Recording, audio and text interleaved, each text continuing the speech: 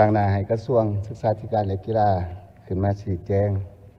ต่อคำถามโจทย์จีมของสมาชิกสภาแห่งชาติก็เดือนข้าพเจ้าแสดงว่าบ่ขอบใจนำมาตรฐานที่เป็นห่วงเป็นใยเกี่ยวกับเรื่องงานพัฒนาการศึกษาวิทยาศาสตร์และกีฬาของพวกข้าพเจ้าต่อคำถามโจทย์จีมของสมาชิกสภาก็ถือว่ามีอยู่4คำถามโจทย์จีม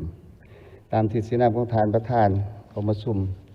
ให้ข้าพเจ้าใช้เวลาเพียงแต่15 นาทีในการส่วนเอกสารข้าพเจ้าก็ได้ย้ายให้สมาชิกสภาแห่งชาติก่อนหน้านั้นแล้วดังนั้นข้าพเจ้าขออนุญาตชี้แจงคำถามทำอิฐการจัดงบประมาณเขาในคะแนนการศึกษาและกีฬาหลายปีต่อเนื่องบ่สามารถปฏิบัติได้ตามแผนและบ่ได้ตามการกำหนดในกฎหมายซึ่งในคะแนนการศึกษาและกีฬาปัจจัยโฮมเอาหลายภาคส่วนโดยเฉพาะแม่นเบียกงานศึกษาวิทยาศาสตร์และกีฬาเข้ากันรัฐบาลและกระทรวงศึกษาธิการและกีฬาจะมีกลไกมาตรการแก้ไขแนวใดและจะกำหนดขาดหมายที่เป็นบุญนำชิดแนวใดในแผนการ5 ปีแต่2026ถึง2030เพื่อปรับปรุงคุณภาพการศึกษาให้ดีขึ้นแต่ละก้าวในช่วงปีผ่านมาถึงว่าประเทศของเราจะพบความยุ่งยากทางด้าน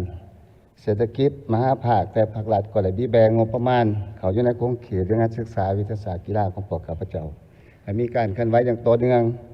เพื่อบรรลุขาดหมายแผนเวียกจุดสุมในปีสุดท้ายของแผนพัฒนาเศรษฐกิจสังคมครั้งที่เก่าของคะแนนการศึกษารัฐบาลได้จัดแบ่งงบประมาณอยู่215.30 ตึกกีบเขาในเบี้ยงานบริษัทต่างๆเป็นต้นอยู่ในเบี้ยจุดสุมเก่าบริมาสิทธิ์1เพิ่มอัตราอาหารเที่ยงในโรงเรียนในแกนนักเรียนประถมที่อยู่เขตทางไกลโศกดีจำนวน 1,000 กีบขึ้นมาเป็น 5,000 กีบต่อคนต่อมือถือว่าเป็นจำนวนอยู่127.65 ตึกกีบเพื่อสร้างให้น้องนักเรียนนะครับโภชนาการที่ดีและการพัฒนาเจริญเติบโต2การเพิ่มเบี้ยเลี้ยงนักเรียนนักศึกษาจำนวน 91.54 ตึกกีบเป็นต้นเบี้ยเลี้ยงนักเรียนพิเศษโดยเฉพาะเป็นนักเรียนพิการและนักเรียนด้อยโอกาสอยู่ศูนย์ฟื้นฟูคนพิการ3อัตราการกิน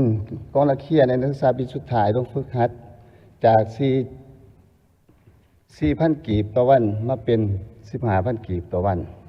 4เพิ่มอัตราการกินให้แก่นักเรียนสามัญกินนอนชมเผ่าจาก 10,000 กีบต่อมื้อต่อคนมาเป็นจำนวน24,000 กีบซึ่งผ่านมาแม้นได้ฮักเอาเบี้ยเลี้ยงของนักเรียนเป็นต้นแต่ละเดือนมาเป็นเบี้ยเลี้ยงอาหารเฮ็ดให้นักเรียนมีเงินเพียงพอในการนำใช้ส่วนตัว5ได้เพิ่มการสนองเงินบริหารโรงเรียนตามชั้นเรียนโดยเฉพาะแม้แต่อนุบาลประถมมัธยมการศึกษาโรงเรียนอาชีวศึกษาในขอบเขตทั่วประเทศ6ได้เพิ่มงบประมาณจัดพิมพ์ปึมหลักสูตรการเรียนการสอนจำนวนอยู่5 จุดตึกกีบเพื่อทดแทนปึมที่เสียหายจากภัยน้ำท่วม7เพิ่มเบี้ยเลี้ยงให้นักเรียนนักศึกษาที่มาเรียนอยู่สปป.ลาวโดยเฉพาะแม่นนักเรียนจากสส.เวียดนามจำนวน 4.55 ตึกกีบให้เทียบกับเบี้ยเลี้ยงนักศึกษาลาวที่เรียนอยู่สส.เวียดนาม8เพิ่มเบี้ยเลี้ยงให้นักศึกษาสป.เกาหลีมาเรียนอยู่สปป.ลาว 0.24 ตึกกีบเพื่อให้เทียบเท่ากับเบี้ยเลี้ยงนักเรียนลาวที่ศึกษาอยู่สส.เกาหลี9เพิ่มงบประมาณช่วยเหลือ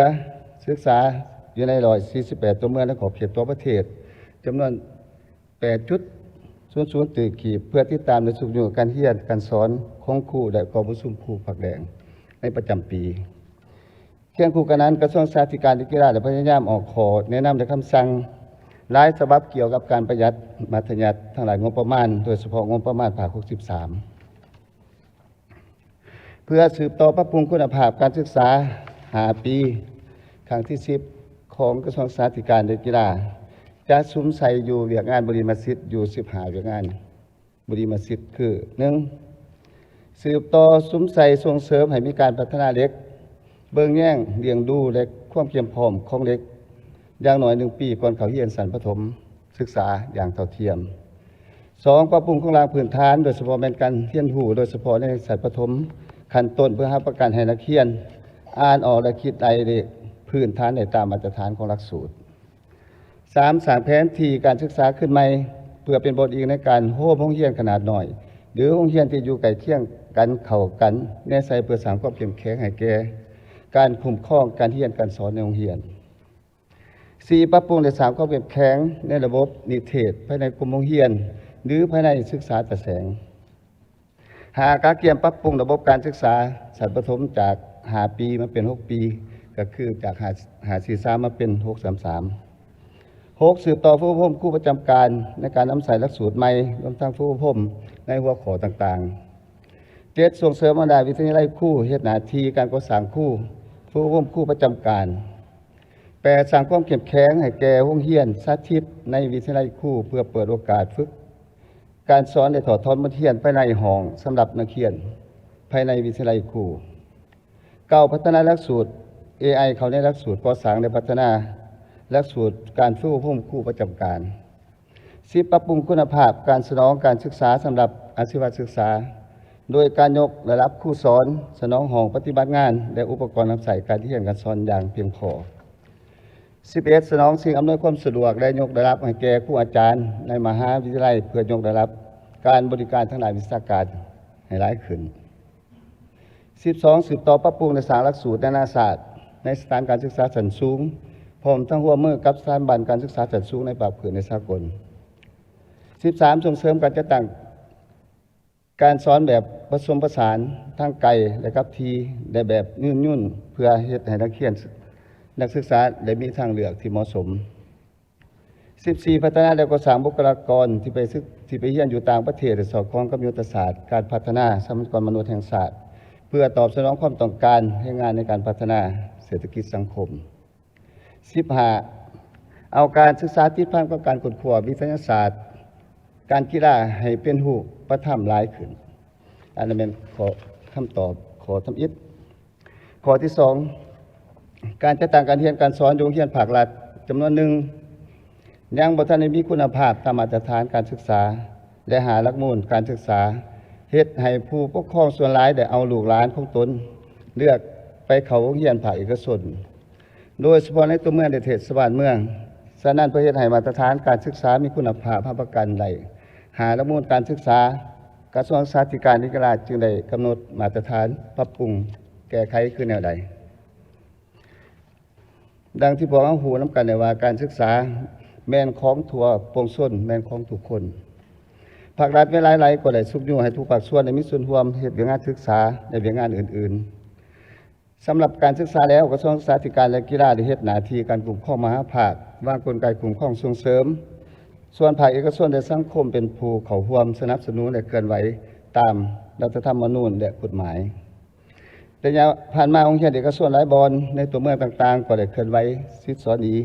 ประกอบส่วนพัฒนาการศึกษานำเอาชื่อเสียงให้แก่ประเทศชาติ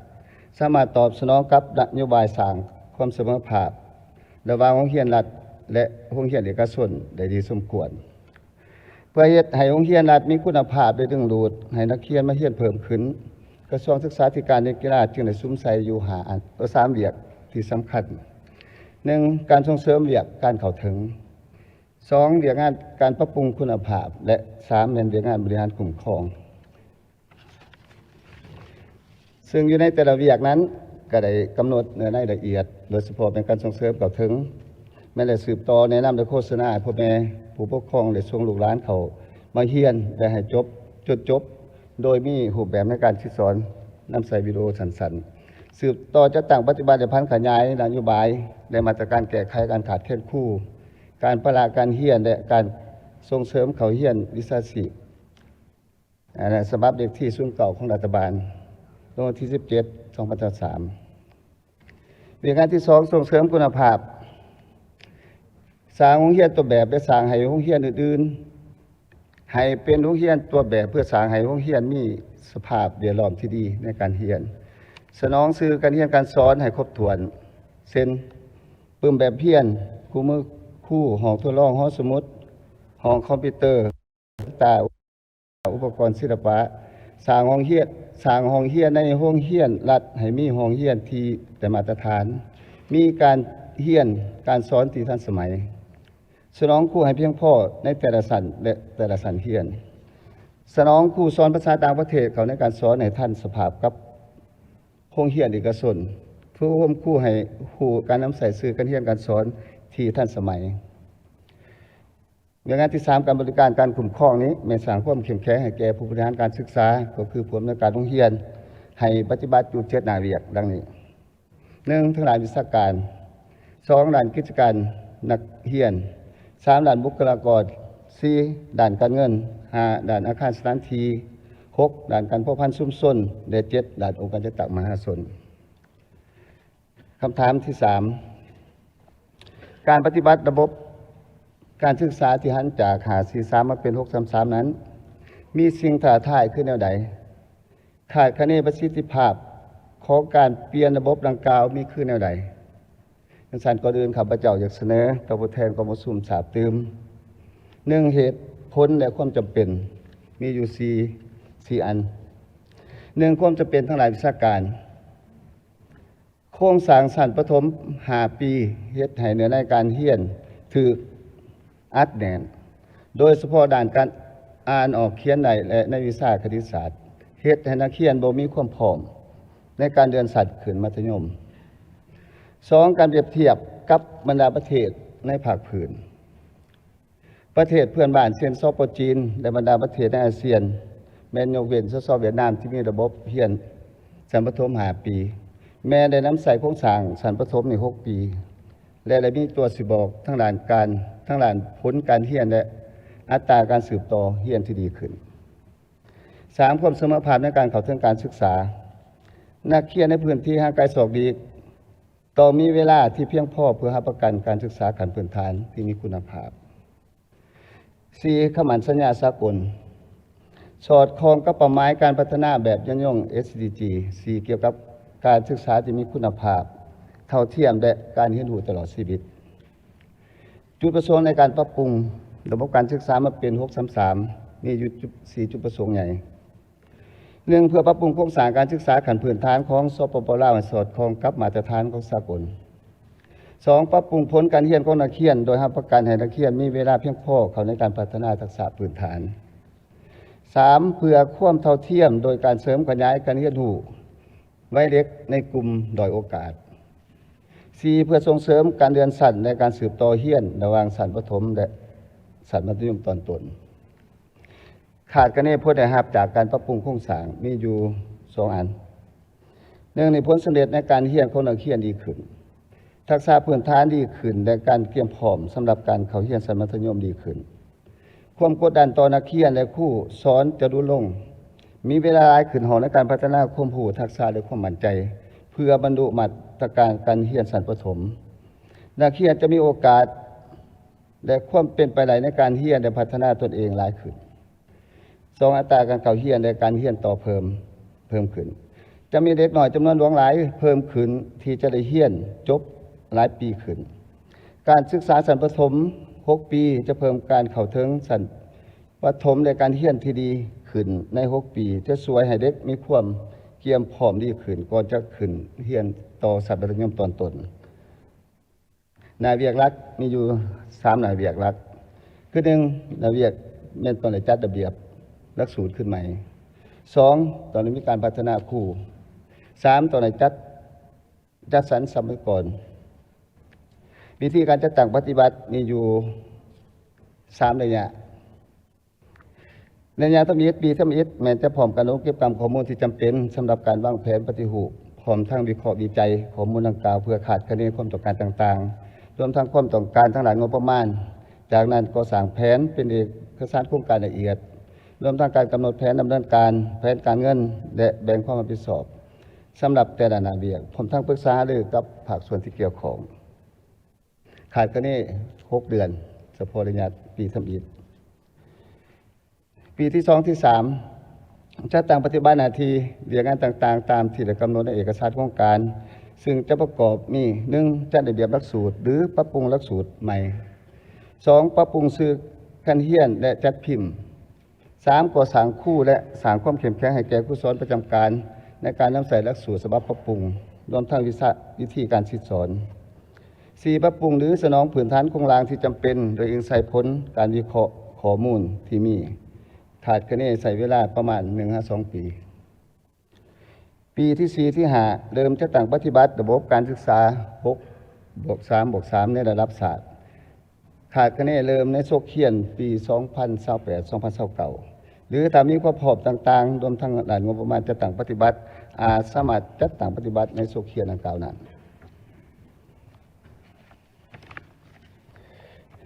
ระยะสั่นการเปลี่ยนแปลงระบบการศึกษาจาก5-4-3มาเป็น6-3-3อาจจะมีการใส่ใจเพิ่มขึ้นในการจัดตั้งปฏิบัติกิจกรรมต่างๆซึ่งมีอยู่5กิจกรรม1การปรับปรุงหลักสูตรและคู่มือ2จัดพิมพ์ปึ้มแบบเพียงคู่มือและอุปกรณ์นำใส่การเรียนการสอนต่างๆ3การฝึกอบรมครูให้นำใส่หลักสูตรใหม่4การก่อสร้างและซ่อมแปลงห้องเรียนตามความจำเป็น5การสนองสิ่งอำนวยความสะดวกต่างๆดังนั้นเพื่อจะให้การปรับปรุงระบบการศึกษาดังกล่าวสามารถจัดตั้งปฏิบัติอย่างมีประสิทธิผลกระทรวงศึกษาธิการและกีฬาต้องได้รับงบประมาณเพิ่มเติมและรับการสนับสนุนทางด้านงบประมาณและด้านวิชาการจากบรรดาครูหอพัฒนาและบรรดาประเทศเพื่อนมิตร3การเพิ่มปีเรียน1ปีในชั้นประถมศึกษาแม้ความต้องการตัวเลขคู่ชั้นประถมศึกษาเพิ่มเติมเพราะว่าในชั้นประถมศึกษานี้แต่ละห้องต้องมีครูสอนประจำ1คนดังนั้นทางรัฐบาลยังจำกัดการบรรจุตัวเลขรัฐกรครูใหม่เพื่อตัวแทนผู้ที่สูญเสียโดยเฉพาะหอดอายุบำนาญก็จะอาจมีความยุ่งยากในการจัดตั้งปฏิบัติการเปลี่ยนแปลงใหม่ดังกล่าวนอกจากนั้นการจัดสรรและซับซ้อนครูโดยเฉพาะซับซ้อนครูที่เหลือในชั้นมัธยมตอนต้นเพื่อมาสอนสวยชั้นมัธยมชั้นประถมป .6 อาจมีความยุ่งยากรวมทั้งต้องได้มีการฝึกอบรมให้ครูดังกล่าวเพิ่มเติม4การเพิ่มปีเรียน1ปีในชั้นประถมศึกษาในระยะต้นอาจเฮ็ดให้พ่อแม่ผู้ปกครองนักเรียนและสังคมยังบ่ทันได้เข้าใจดังนั้นจำเป็นต้องได้โฆษณาเผยแพร่ให้ทั่วถึงความจำเป็นและเหตุผลดังกล่าวในใดก็ตามเคียงคู่กับผลสำเร็จเคียงคู่กับสิ่งท้าทายดังกล่าวก็ยังได้มีโอกาสดังนี้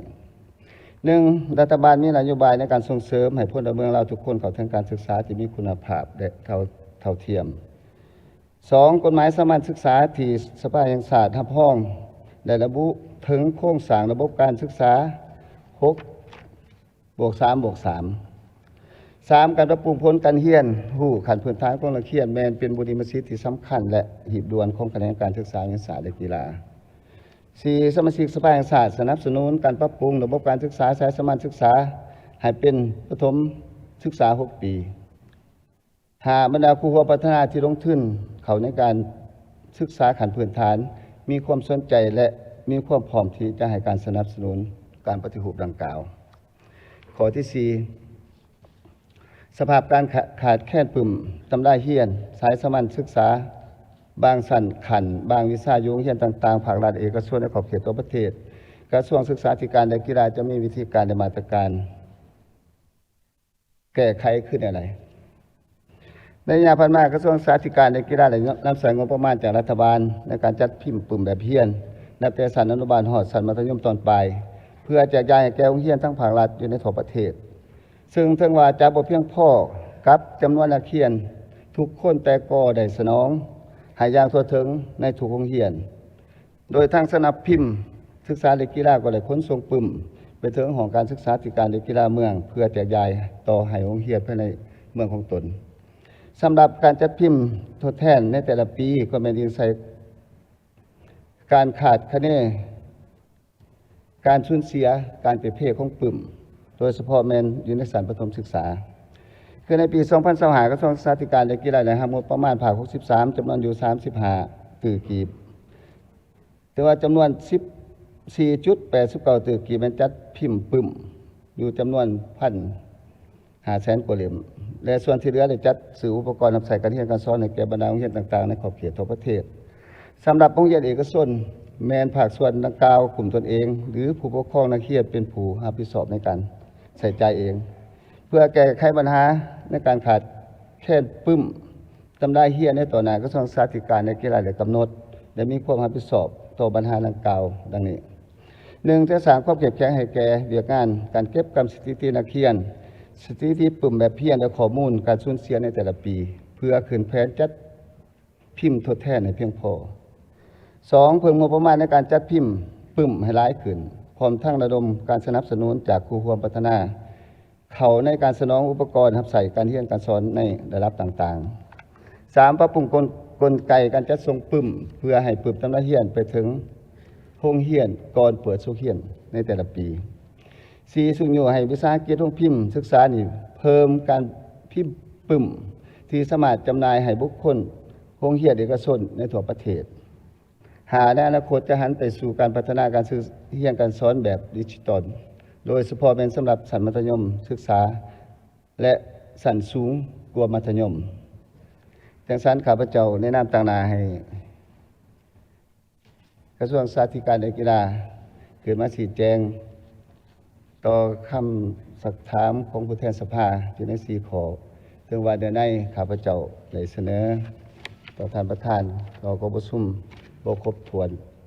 เนื่องจากว่าเวลาจำกัดแน่ข้าพเจ้าก็อย่างตัดตอนเอาบางเนื้อในที่สำคัญมานำเสนอจังซั่นข้าพเจ้าหวังว่าบรรดาท่านผู้แทนสภาแห่งชาติจะช่วยประกอบความคิดความเห็นให้ที่สินำให้แก่คณะกรรมการศึกษาวิทยาศาสตร์กีฬาเรียนรับการพัฒนาและมีการเปลี่ยนแปลงใหม่ดังนั้นการประกอบความคิดความเห็นของบรรดาท่านข้าพเจ้าคิดว่าจะมีผลประโยชน์เดี๋ยวจะนำเอาไปจะต่างปฏิบัติ